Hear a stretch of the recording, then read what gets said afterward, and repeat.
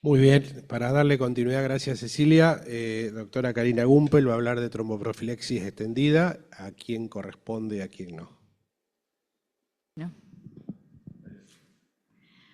Bueno, muchas gracias. Y lo primero que quisiera decirles es que de todo el universo del tromboembolismo venoso, hay un número que yo quisiera que todos nos llevemos hoy a casa, que es el del 11%. Es decir, 11% representa a esa población de pacientes con tromboembolismo venoso que se va a morir en los primeros 30 minutos y que no va a tener ninguna posibilidad de llegar a ningún centro de atención médica.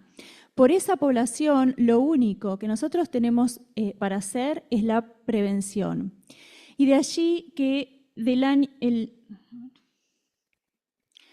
el año 2014, la Sociedad Internacional de Hemostasia y Trombosis estableció el 13 de octubre, que es la fecha del nacimiento de Virchow, como un día para resaltar la importancia que tiene la prevención y realizar a nivel mundial, se realizan un montón de actividades, iluminan edificios. Y en esta diapositiva lo que yo les quiero mostrar o transmitir es que todos tenemos un lugar importante, que cada uno desde su lugar podemos hacer mucho en cuanto a la prevención. Así que gracias a todos por estar hoy acá. Primero, algunos tips como para comenzar. Aproximadamente un 50% de los tromboembolismos venosos ocurren como consecuencia de una hospitalización reciente. De los pacientes clínicos representan alrededor del 22% de esos eventos de tromboembolismo venoso. ¿Lo puedo sacar?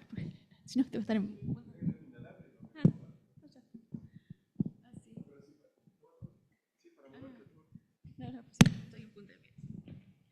Que el riesgo se extiende hasta 45 días después del alta, pero es mucho más alto en los primeros 21 días.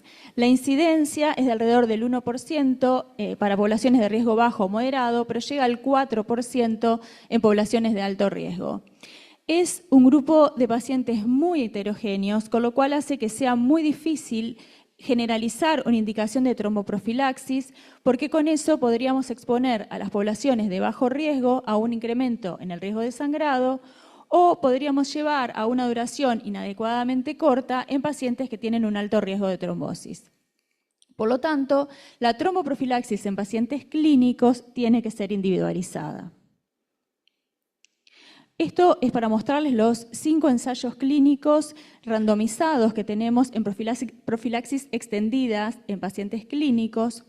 No voy a hablar del APEX, sin embargo es uno de los estudios más importantes. No voy a hablar porque se hizo con candesartán, que es un anticoagulante que no lo tenemos disponible en nuestro país y no está aprobado en las guías europeas, pero es uno de los estudios más importantes porque es el que llevó a la autorización para el uso en este caso de candesartán, pero sería para DOAC, en la profilaxis extendida en pacientes clínicos. Y sí les voy a ir contando más o menos cómo fue el desarrollo de cada uno de los otros trabajos. El X-Claim, que es un trabajo que comparó enoxaparina 40 miligramos días por 28 días versus placebo, lo que observó este trabajo es que tenía una ventaja en cuanto a la prevención en la incidencia de tromboembolismo venoso de aproximadamente un 1,5%, que fue significativa, pero a expensas de un aumento en el sangrado. Este trabajo tuvo algunas complicaciones o algunos de tipo metodológicas porque en el análisis interino tuvieron que redireccionarlo y redefinir la población de estudios para pacientes. Tenían 2 grupos, inicialmente uno era de pacientes totalmente inmovilizados, o sea que no tenían ni siquiera la posibilidad de ir hasta el baño, y el segundo grupo, que es el que tuvieron que redefinir, eran pacientes que tenían algún tipo de movilidad, y allí es que luego del análisis interino tuvieron que agregarle factores de riesgo de tromboembolismo venoso. Se vio más beneficios en pacientes inmovilizados, en mujeres y en mayores de 75 años. ¿Qué pasó con el ADOPT? El ADOPT es un estudio que compara el uso de apixaban a la dosis de profilaxis de 2,5 miligramos cada 12 horas por 30 días versus el uso limitado de enoxaparina durante 6 a 14 días, pero en una población que tenía algunos factores como insuficiencia cardíaca, insuficiencia respiratoria, más algunos factores de riesgo de tromboembolismo venoso. Comparado con los dos, no hubo diferencias significativas en cuanto a la incidencia de tromboembolismo venoso, pero sí hubo un aumento significativo en contra de la apixaban para el riesgo de sangrado. El estudio Magellan, que fue tal vez uno de los estudios más complejos, pero más prolijos en cuanto al diseño, comparaba enoxaparina 40 miligramos días por más o menos 10 días versus rivaroxaban durante 35 días. Este estudio, además, metodológicamente usó placebo, inclusive para la parte de inyecciones. Pero el punto es que tenía diferentes momentos de evaluación. Uno fue al día más 10, que era comparar rivaroxaban versus enoxaparina en cuanto a un endpoint de no inferioridad, y ahí se vio que no hubo diferencias significativas en cuanto a la ventaja de usar rivaroxaban versus enoxaparina, es decir, rivaroxaban no es inferior que enoxaparina en los días de internación. Después tenía otro endpoint de evaluar al día más 35, que en este caso sería rivaroxaban versus uso limitado de enoxaparina, y esto era un endpoint de superioridad y demostró ser superior usar una profilaxis extendida con rivaroxaban versus uso limitado de enoxaparina. Y luego se hizo una evaluación especialmente entre el día 11 y el día 35, y lo que se vio es que el uso de rivaroxaban en forma extendida disminuía en un 35% la posibilidad de tener un evento trombótico, pero a expensas tanto en los primeros días de un aumento en la tasa de sangrado, que fue significativa, y lo mismo para el uso de la profilaxis extendida. Y luego tenemos uno de los estudios que a mí más me gusta, que es el Mariner, que también es uno de los últimos estudios, que lo que hacen, si bien comparan rivaroxaban versus placebos en profilaxis extendidas, pero hacen una exquisita selección de los pacientes. Es decir, para la profilaxis extendida seleccionan pacientes con un especial riesgo de tromboembolismo venoso, pero que además tuvieron un bajo riesgo de sangrado. Y entonces vemos cómo en esta población se observa un 28% de disminución en la tasa de tromboembolismo venosos sin ver diferencias significativas en cuanto a la incidencia de sangrado. Si evaluamos pacientes con cáncer, pero pacientes clínicos, esto es un metaanálisis que se hizo con los pacientes oncológicos de los estudios que les mencioné anteriormente, o sea, no hay diferencias significativas en cuanto a la prevención, sí hay un aumento significativo en cuanto a la tasa de sangrados, pero hay varios peros, es decir, los estudios no fueron diseñados para evaluar pacientes oncológicos, y estudios como por ejemplo el Mariner solamente incluía pacientes con historia de cáncer, pero no con tumores activos. Y otro de los puntos es que no significa que no nos sirva hacer una profilaxis extendida, sino que probablemente estemos frente a una población de alto riesgo y a lo mejor este tipo de prevención nos estemos quedando cortos. ¿Qué pasa en los pacientes en la cirugía oncológica abdominopelviana, que sabemos que es de las cirugías oncológicas la que mayor riesgo de trombosis tiene? Aquí les puse los estudios randomizados, van a ver que cuando les mencione los nombres muchos les van a resonar conocidos. Así tenemos, por ejemplo, el primero que tenemos es el de NOXACAN, que es un estudio que se hizo entre el año 98 y el año 2002. Ahí se observó una disminución en la incidencia de tromboembolismo venoso en el uso de profilaxis extendida de un 60%, y esa prevención no solo se observaba al mes, sino que se mantenía más allá de los 3 meses. Luego tenemos el CAN-BISURE, que es el estudio de CACAR, que es un estudio conocido, muy grande, y que tuvo muchos objetivos. El objetivo primario no logró ver una diferencia significativa porque incluía pacientes, en el endpoint incluía muerte por cualquier causa, pero cuando se observaba solamente a los pacientes con un tromboembolismo venoso mayor, es decir, TBP proximal, TEP y muerte por TEP, vemos cómo hay una disminución de alrededor del 80% con el uso de la profilaxis extendida. Y luego tenemos un estudio más reciente que este estudio evalúa la incidencia de tromboembolismo venoso en pacientes con profilaxis extendida, pero era cirugía laparoscópica. Si bien la incidencia global de tromboembolismo venoso no fue tan alta como en otros trabajos, sí se observa que hay una disminución de alrededor del 91% en cuanto a la incidencia de tromboembolismo.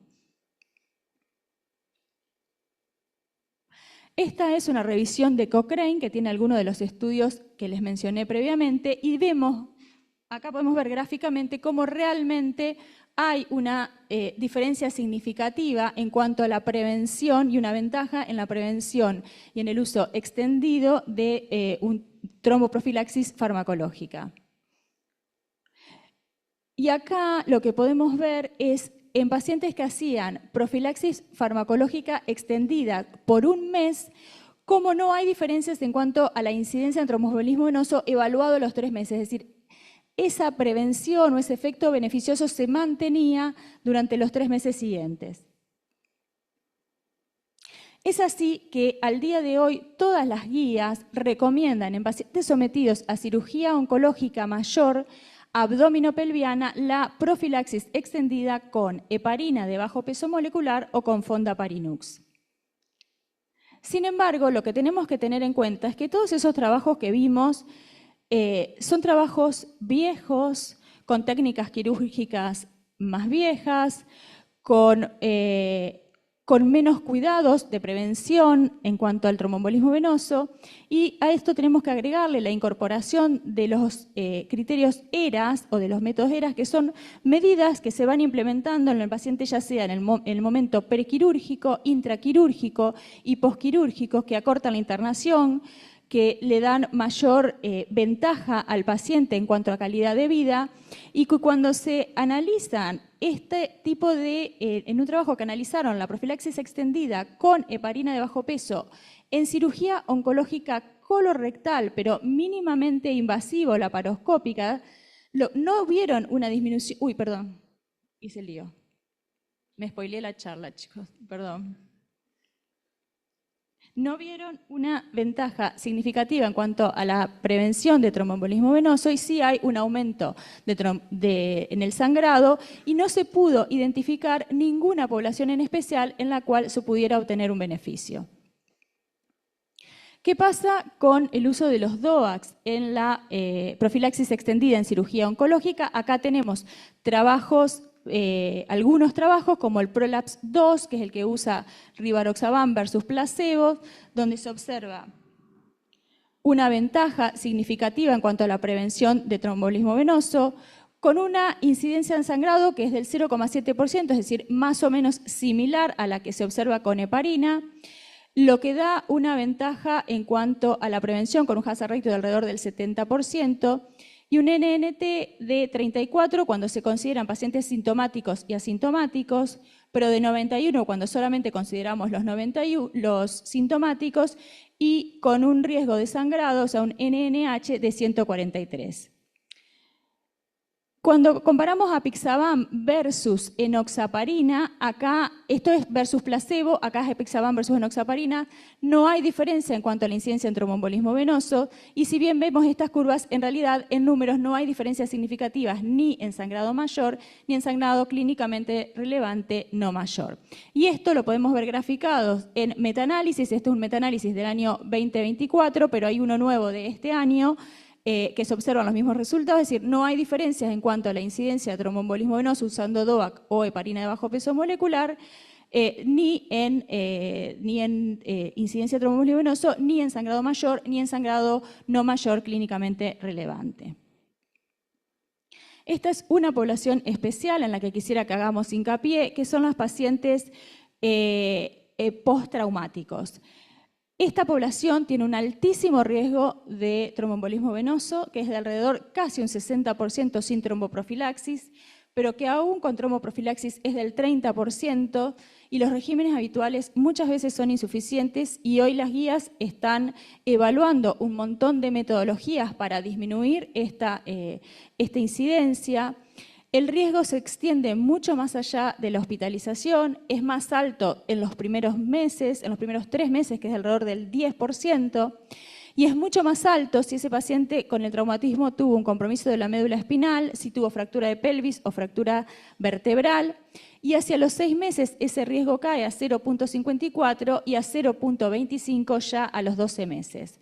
Por lo tanto, en cuanto a las recomendaciones, la profilaxis extendida por al menos 4 semanas en todos los pacientes post-trauma y en aquellos pacientes especialmente que hayan tenido una injuria de la médula espinal, donde el riesgo puede ser alto, inclusive hasta 6 meses post-trauma, considera una profilaxis extendida durante al menos 3 meses.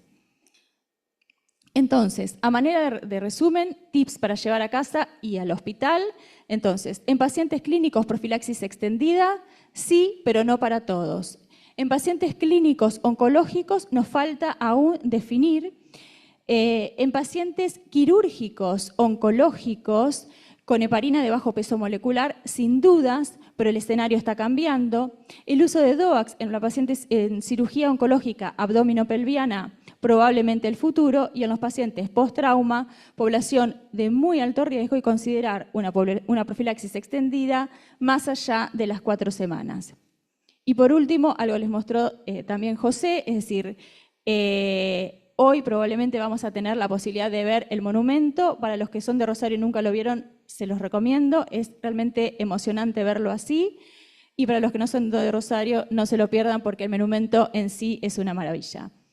Y este es el eslogan de la Sociedad Internacional de Hemostasia y Trombosis para este año: de la cabeza a los pies, tome el control, prevenga la trombosis, proteja su salud. Muchas gracias.